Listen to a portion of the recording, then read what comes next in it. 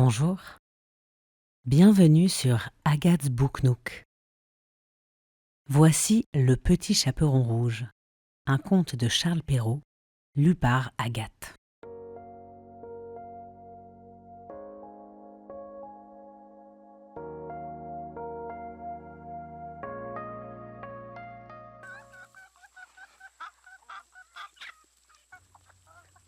Il était une fois une petite fille de village, la plus jolie qu'on eût su voir. Sa mère en était folle, et sa mère grand, plus folle encore.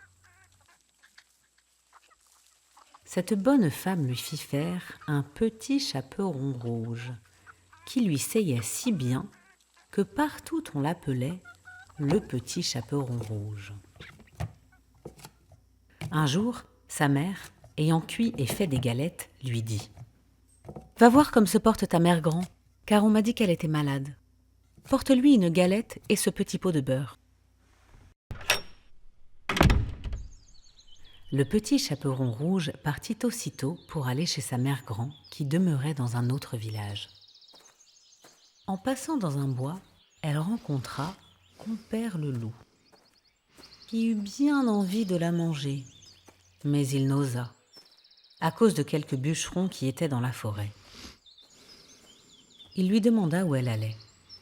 La pauvre enfant, qui ne savait pas qu'il est dangereux de s'arrêter à écouter un loup, lui dit « Je vais voir ma mère grand et lui porter une galette avec un petit pot de beurre que ma mère lui envoie. » « Demeure-t-elle bien loin ?» lui dit le loup. « Oh, oui !» dit le petit chaperon rouge. « C'est par-delà le moulin que vous voyez tout là-bas, à la première maison du village. » « Eh bien, dit le loup, je veux l'aller voir aussi. Je m'y en vais par ce chemin ici, et toi par ce chemin-là, et nous verrons qui plutôt y sera. »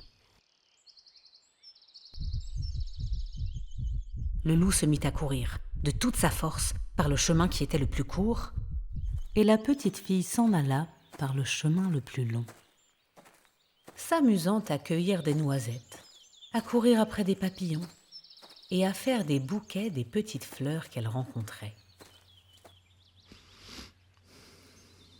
Le loup ne fut pas longtemps à arriver à la maison de la mère grand.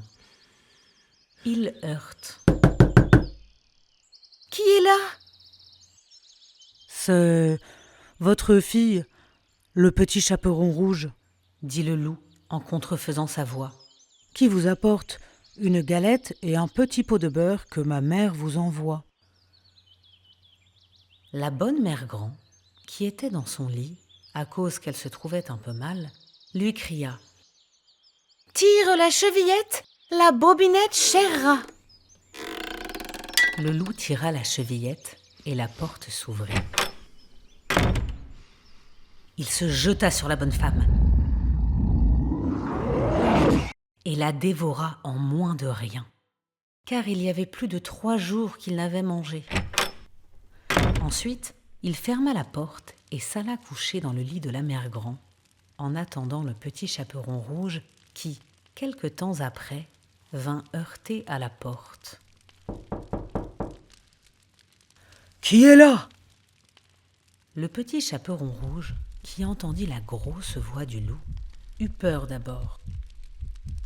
Mais, croyant que sa mère grand était enrhumée, répondit « C'est votre fille, le petit chaperon rouge, qui vous apporte une galette et un petit pot de beurre que ma mère vous envoie. » Le loup lui cria en adoucissant un peu sa voix. « Tire la chevillette, la bobinette chèrra. » Le petit chaperon rouge tira la chevillette et la porte s'ouvrit. Le loup, la voyant entrer, lui dit en se cachant dans le lit sous la couverture. « Mets la galette et le petit pot de beurre sur la huche et viens te coucher avec moi. » Le petit chaperon rouge se déshabille et va se mettre dans le lit, où elle fut bien étonnée de voir comment sa mère grand était faite en son déshabillé. Elle lui dit « Ma mère grand, que vous avez de grands bras. C'est pour mieux t'embrasser, ma fille. Ma mère grand, que vous avez de grandes jambes. C'est pour mieux courir, mon enfant. Ma mère grand, que vous avez de grandes oreilles. C'est pour mieux écouter, mon enfant. Ma mère grand, que vous avez de grands yeux. C'est pour mieux voir, mon enfant. Ma mère grand, que vous avez de grandes dents. C'est pour te manger. Et, en disant ces mots, ce méchant loup se jeta sur le petit chaperon rouge et la mangea. Moralité. On voit ici que de jeunes enfants, surtout de jeunes filles, belles, bien faites et gentilles, font très mal d'écouter toutes sortes de gens. Et que ce n'est pas chose étrange s'il en est tant que le loup mange. Je dis le loup, car tous les loups ne sont pas de la même sorte. Il en est d'une humeur accorte, sans bruit, sans fiel et sans courroux, qui, privés, complaisants et doux, suivent les jeunes demoiselles jusque dans les maisons, jusque dans les ruelles. Mais hélas, qui ne sait que ces loups doucereux, de tous les loups, sont les plus dangereux.